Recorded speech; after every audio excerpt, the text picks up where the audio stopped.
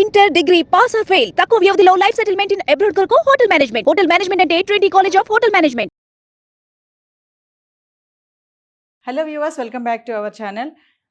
మరి ప్రస్తుతం మనతో స్టూడియోలో ఉన్నారు 23 ఇయర్స్గా అమెరికాలో ఉంటూ ఐటీ ఎగ్జిక్యూటివ్ ఉన్నటువంటి వీరభద్రరావు గారు. నమస్తే సార్. నమస్తే.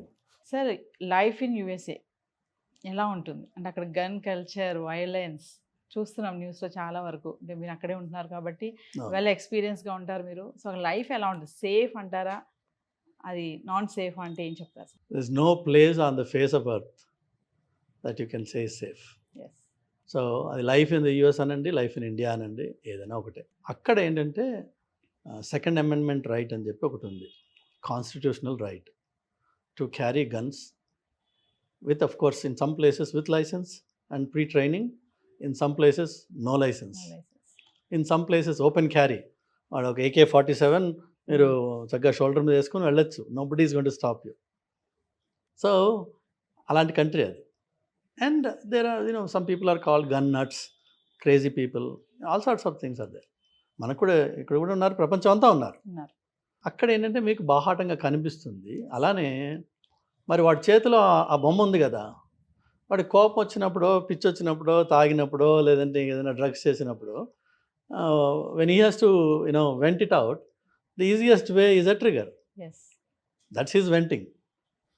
అది కొద్దిగా ఈరోపు ఇలా ఇవాళ రేపు చదువుకున్న వాళ్ళు మనకి ఆన్లైన్లో కమెంట్స్ పెడుతుంటారు, మనం జన్మలో చదవలేని మాటలన్నీ పెడుతుంటారు.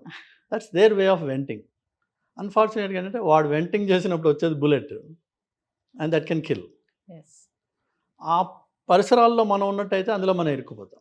So America is it an unsafe country అంటే కాదు, కానీ there are areas, places that are unsafe. మీకు తెలుసు అక్కడ బ్యాడ్ ఎలిమెంట్స్ తిరుగుతారు. అది ఎట్లా గుర్తుపట్టాలి మనం? అందులోనే మన ట్రిక్ ఉంటుంది అనమాట. ఈవెన్ లోకలైట్స్, మేము అక్కడ ఉన్నవాళ్ళు 25 years అవుతుంది ఇప్పుడు, మాకు కూడా కొన్ని ఏరియాస్ ఉన్నాయి, భయపడతాం మేము. But how soon, how quickly you get away from it if you ever happen to అటు పక్క నుంచి మనం వెళ్ళినట్టయితే తొందరగా ఇక్కడి నుంచి వెళ్ళిపోవాలి. No eye contact. జనరల్గా అమెరికాలో మనం ఎవరితో అయినా, ఎవరు మనకన్నా ముందు వస్తే ఐ కాంటాక్ట్ ఇచ్చి ఒక స్మైల్ ఇస్తాము, and you will wish something, hey how you doing. You don't mean by anything by that, you simply say it and keep moving. ఆ ఏరియాస్లోకి వెళ్ళినప్పుడు అలాంటివి ఏం చేయం. బట్ ఆ ఏరియా అన్నది ఎలా తెలుస్తుంది నీకు? ప్రాబ్లం ఏమవుతుందంటే, ఇండియన్స్కి ఈ పిల్లలు చదువుకోవడానికి వస్తున్నారు అక్కడికి.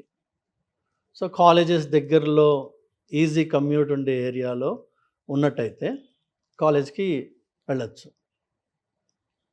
అన్ఫార్చునేట్గా ఆ ఏరియాస్లో డ్రగ్ డీలర్స్ కానీ వాళ్ళు తిరుగుతున్నారు అనుకో ఎక్కువ, దట్ బికమ్స్ అన్సేఫ్.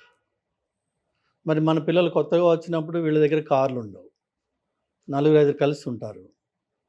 సో వీళ్ళు ఎట్లా సేఫ్గా వెళ్ళి రావాలి? అవి వాళ్ళ టైమింగ్స్, వాళ్ళ స్కెడ్యూలు, 2-3 కలిసి వెళ్ళడము, ఇలాంటివి మెయింటైన్ చేసుకోవాలి. అట్లనే వీలైనంత మటుకు ఈ కొన్ని షాప్స్ ఉంటాయి. రీసెంట్గా ఎవరో వాల్మార్ట్కి వెళ్తుంటే 7 PM టైంలోను సంబడికి ఏమని వాడి దగ్గర ఉన్న డబ్బులు లాక్కున్నాడు. వాడు యాక్చువల్గా షూట్ చేయక్కర్లా, వాళ్ళు ఉన్న పర్సనాలిటీకి వాడు ఒక గుద్దుగుద్దే మనం పడిపోతాం. We cannot sustain that. ఆ ఏరియాలోకి నేను వెళ్ళకూడదు అనేది ఎలా తెలియాలి మనకి? అవి నేర్చుకోవాలి. అమెరికన్ లైఫ్లో వచ్చి ఆ సొసైటీలో మనం ఎంబెడ్ అవ్వాలి అన్నట్టయితే అక్కడ డూస్ అండ్ డోంట్స్ ఏంటి అది మనం నేర్చుకోగలిగితే you can happily survive there. రీసెంట్గా మీకు ఇంకొక కొత్త ప్రాబ్లం ఒకటి చూసాను నేను. ఇండియన్ పిల్లల్ని బ్యాక్ టు బ్యాక్ ఈవెంట్స్లో షాప్ లిఫ్టింగ్లో పట్టుకున్నారు. ఇద్దరేమో అమ్మాయిలు ఇంటెన్షనల్గా వాళ్ళు దొంగతనం చేయడానికి ప్రయత్నం చేశారు, ఇంకొక ఇద్దరు అన్ఇంటెన్షనల్గా జరిగినట్టుంది. అంటే ఏంటి అంటే మనకి నవ్వొస్తుంది అనమాట. ఇప్పుడు షాప్లో తిరుగుతూ ఏదో నాకు ఒక చిన్న ఐటము నేను కొనాలనుకున్నాను, ఓ సోపు. తిరుగుతున్నప్పుడు నా చేతిలో బాస్కెట్ లేదు, కార్ట్ లేదు, ఈ సోప్ ఉంది. ఈ తిరుగుతూ ఆ సోపు ఇట్లా చేతిలో పట్టుకునే బదులు నేను పాకెట్లో పెట్టుకుంటాను, బయటికి వెళ్ళే కౌంటర్ దగ్గర డబ్బులు కట్టేసి వెళ్తాను, ఈలోపు పాకెట్లో పెడతాను అని అనుకోవచ్చు. But the very fact that you put something in your pocket without paying for it is construed as theft. ప్రతి పెద్ద స్టోర్కి ఒకడు లాస్ ప్రివెన్షన్ ఆఫీసర్ అని చెప్పి ఒక కార్నర్ ఆఫీస్లో వాడికి the most modern video cameras తోటి వాడు అందరినీ వాచ్ చేస్తూ ఉంటాడు. ఎస్పెషల్లీ కొన్ని కమ్యూనిటీస్ని టార్గెట్ చేస్తారు. అన్ఫార్చునేట్గా Indians could be one of those. వాడి కెమెరాలో ఈ యాక్షన్ పడింది అనుకో, 1 is going to come and pick the guy up. 2, for the next 10 years you will be barred from entering any of that chain stores anywhere in the country. వాల్మార్ట్లో దొంగతనం పట్టుబడితే మొత్తం కంట్రీలో ఏ వాల్మార్ట్కి నువ్వు వెళ్ళలేవు నెక్స్ట్ 10 years. ఒకవేళ వాడి కనికరం ఉంటే వాడు పోలీసుని పిలిచి మన మీద కేసు పెట్టాడు, కావాలంటే కేసు కూడా పెట్టచ్చు. అండ్ మన స్టేటస్ని బట్టి ఈ H1లో ఉన్న వాళ్ళు కానీ ఇలాంటివి చేస్తే స్టూడెంట్స్ కానీ వాళ్ళు డిపోర్ట్ కూడా చేసేయచ్చు అప్పటికప్పుడు. So that little thing bloody soap in a pocket can actually get you out of the country. Same thing, guns, violence, who to talk to, how to talk to, అసలు కొత్త వాడితో ఎలా మాట్లాడాలి, ఎందుకు మాట్లాడాలి, మాట్లాడితే ఏం మాట్లాడాలి. ఈ కాలి నడకన వెళ్తున్నప్పుడు మనం ఈజీ టార్గెట్స్ అవుతాం. మనం అది ఎట్లా అవాయిడ్ చేసుకోవాలి. సో మీకు రకరకాల పబ్లిక్ డేటాబేసెస్ ఉన్నాయి. అక్కడ మీరు ఒక కౌంటీలో చూస్తే క్రైమ్ రేట్ ఏంటి మీకు కనిపిస్తుంది. So you know which county is a safer place to live, which county is not. అయినప్పటికీ మనకున్న కన్స్ట్రెంట్స్ తోటి ఆ ఏరియాలో ఉండాల్సి వస్తుంది. వచ్చినప్పుడు మనము we have to be extra vigilant. ఎప్పుడు ఒక్కళ్ళే వెళ్ళకుండా 4-5 కలిసి వెళ్ళడము, 2-3 కలిసి వెళ్ళడము. అలానే ఈ డార్క్ తర్వాత అంటే only during the day light మాత్రమే తిరగడము. లేకపోతే ఎక్కడైనా వెళ్ళాలనుకుంటే ఊబర్ పిలిచి ఖర్చు అవుతుంది, కానీ అది బెటర్ దెన్ లూజింగ్ లైఫ్. అలాంటివి కొన్ని ప్రికాషన్స్ తీసుకోవాలి. Otherwise country as a whole is it bad? No. As a whole is it good? Maybe not. అట్లానే హోమ్లెస్నెస్ బాగా రైజ్లో ఉంది ఇప్పుడు అక్కడ. దానివల్ల కూడా నీకు ప్రాబ్లమ్స్ వస్తాయి. ఆ హోమ్లెస్ గా you don't know how they going to react. రీసెంట్గా ఒక స్టోర్స్లో మన ఇండియన్ పిల్లాడు ఒక అతను అక్కడ హోమ్లెస్ గాయ్ వస్తే అతనికి ఏదైనా ఫుడ్ ఇవ్వడం, ఏదైనా డ్రింక్ ఇవ్వడం, he took care of him. But that guy was mentally disturbed. One fine day ఎవరైతే వాడికి హెల్ప్ చేసేవాడో వాడు, అరే నువ్వు ఇవాళ నేను రాదు ఇవాళ నువ్వు అని చెప్పి వీడిని రిజెక్ట్ చేస్తే వాడు ఒక హ్యామర్ తీసుకొని అతి దారుణంగా చంపేశాడు ఈ పిల్లాన్ని, హ్యామర్ తోటి కొట్టి. But later we all realise that guy was mentally disturbed guy. So వాడిని నువ్వు ఎంటర్టైన్ చేయడం అనేది ఫస్ట్ మంది తప్పు. సో ఈ స్టోర్స్లో వర్క్ చేయడము, లేదంటే హోటల్స్లో వర్క్ చేయడము, గ్యాస్ స్టేషన్స్లో వర్క్ చేయడము, దాంట్లో చాలా డేంజర్స్ ఉన్నాయి. ఈ గన్ వైలెన్స్ అక్కడ ఎక్కువ వస్తూ ఉంటుంది. వాడు నీకు అందులో ఏమున్నాయి మొత్తం అంతా ఇచ్చేయని చెప్పి గన్ పెడతాడు. వాడు అన్నీ ఇచ్చిన తర్వాత కూడా షూట్ చేసే అవకాశం ఉంది. సో ఇవన్నీ నేర్చుకోవాలి వచ్చినప్పుడు. మనకి అమెరికా అంటే హైదరాబాద్లోనే ఉంటుందిరా భయ్, వచ్చారా భయ్ అంటే అది కాదు. It's a different country, different culture, different standards, different things. అవి నేర్చుకుంటే హాయిగా ఉండొచ్చు. సార్ మరొకటి చూసుకుంటే యూఎస్ఏలో లైఫ్ మూవింగ్ ఎలా ఉంటుంది, అంటే రెంట్స్ కానీ ఇవన్నీ ఎలా ఉంటాయి ఇక్కడికి వెళ్ళే స్టూడెంట్స్కి కానీ? నేను 2000లో వెళ్ళానమ్మా అమెరికాకి. అప్పుడు ఒక 2 bedroom అపార్ట్మెంట్ ఒక నార్మల్ సింపుల్ ఏరియాలో, మరి పాష్ ఏరియా కాకుండా ఒక సింపుల్ ఏరియాలో 2 bedroom అపార్ట్మెంట్ అప్పట్లో $1,250 ఉండేది. దానికి వాడు మళ్ళీ 1 month అలవెన్స్ ఇచ్చేవాడు. అంటే నువ్వు 11 months అంటే 1 month ఫ్రీ అవుతుంది అనమాట. So $1,250 2 bedroom apartment. అదే ఈ రోజున ఎలా ఉందంటే పరిస్థితి, మా అబ్బాయి 1 bedroom apartment last month rent చేశాడు. And of course in luxurious place $3,500 1 bedroom. అదే కాంప్లెక్స్లో ఇంకొక 2 bedroom కావాలంటే that is ranging anything between $5,000 to $6,000. So cost of living is going through the roof. Rentals చాలా ఎక్స్పెన్సివ్గా ఉంటున్నాయి. దానివల్ల ఏమవుతుందంటే మన పిల్లలు కొత్తగా వచ్చినప్పుడు దే ట్రై టు షేరింగ్ 4-5 కలిసి ఒక ఇంట్లో ఉంటూ ఉంటారు.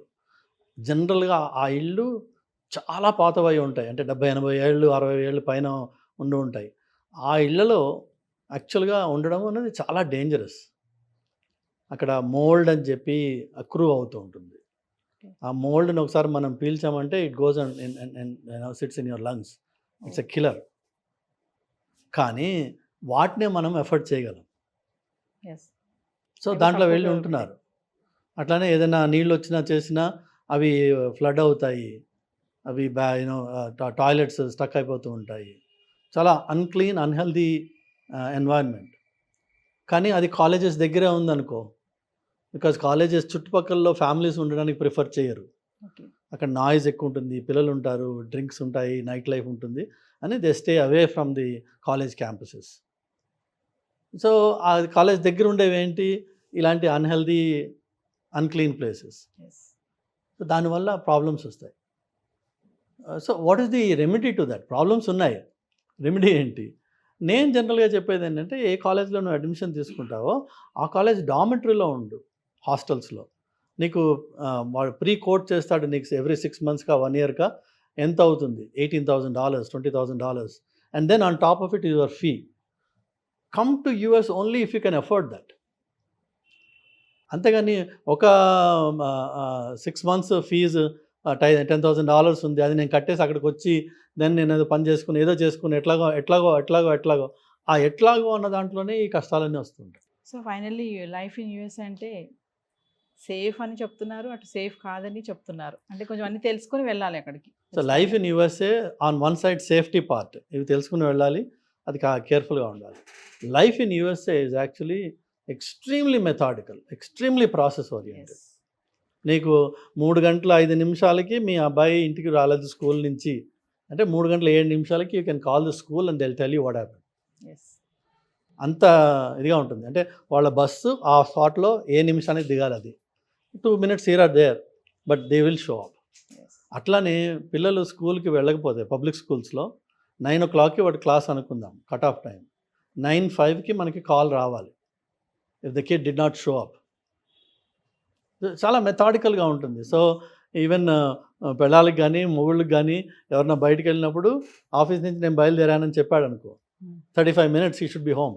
టైంకి ఉండాలి, లేదంటే ప్రాబ్లం. టైంకి ఉండాలి. మధ్యలో తాగి అక్కడ ఇక్కడ ఛాయలు తాగే రోజులు లేవన్నమాట. ఇవాళ రేపు హైదరాబాద్ మారిపోయింది, ఇరానీ ఛాయలు కనిపించట్లేదు. కానీ మా చిన్నప్పుడు మాకు గుర్తుండేది, ఇంటి నుంచి ఆఫీస్ నుంచి ఇంటికి వెళ్ళేటప్పటికి మధ్యలో 10 spots ఆగేవాళ్ళం ఇరానీ ఛాయ్ అని చెప్పి. అట్లా అలాంటివి లేవు అక్కడ. Once you are in a car you just go home. So everything is methodical. అందుకనే నాలాంటి వాళ్ళు ఇక్కడికి వచ్చినప్పుడు చాలా కష్టపడుతుంటాను. నిన్న నేను వచ్చినప్పుడు నా బ్యాగ్ మిస్ప్లేస్ అయింది, డిలే అవుతుంది. సో నేను ఎయిర్లైన్కి కాల్ చేస్తే okay sir will get back to in 72 hours అన్నాడు వాడు. What you mean, you have a tag number, నువ్వు ఇచ్చింది అది, నీకు సిస్టమ్ ఉంది, can you just key that number and tell me where that is. No, I've raised a complaint, we'll get back to you in 72 hours. You have to wait. So అక్కడ ఏంటంటే మాకు చాలా మటుకు డిజిటైజ్ అయిపోయి ఆన్లైన్లో work అవుతుంది. You rarely go to any office, చాలా రేర్గా ఒక ఆఫీస్కి వెళ్ళి ఒక కాగితం పట్టుకుని నిలబడాల్సిన అవసరము లైఫ్లో చాలా తక్కువ పడుతుంది. చాలా తక్కువ ఉన్నాయి, దెర్ ఆర్ అకేషన్స్, కానీ చాలా తక్కువ. Thank you. సుమన్ టీవీలో మీ పర్సనల్ అండ్ బిజినెస్ ప్రమోషన్స్ కోసం కింది నెంబర్కి కాంటాక్ట్ చేయండి.